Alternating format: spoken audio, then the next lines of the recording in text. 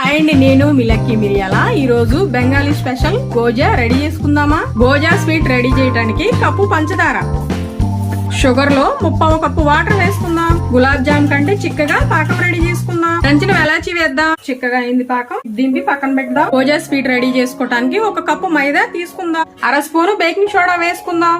చిటికెడు ఉప్పు వేసుకుందాం. 1/2 కప్పు నెయ్యి వేసుకుందాం. మనం నెయ్యి ఇలా మిక్స్ చేసుకున్నాం కదా, తగిన వాటర్ వేసుకొని పిండిని కలుపుకుందాం. పిండిని చపాతీ పిండి లాగా బాగా కలుపుకోవాలి. ఇలా కలిపితే చాలా ఫ్లఫీగా వచ్చింది గోజా స్వీట్. అప్పడాల కర్రతో కట్ చేసుకుందాం. కావాల్సిన సైజులో ఇలాగా కట్ చేసుకుందాం. ఈ మాత్రం మందం ఉంటే చాలు. అన్ని వైపులా ఇలా ఈవెన్ గా హీట్ ఉన్నప్పుడే మనం అన్ని వేసుకోవాలి. ఆయిల్ కాగేకుంది అన్ని పైకి వచ్చేస్తాయి. ఉడికి పైకి తేలినాక హై ఫ్లేమ్ మీద గోల్డెన్ బ్రౌన్ కలర్ వచ్చినాయండి, తీద్దాం. ఉరువెచ్చిన పాకంలో వేసుకుందామండి.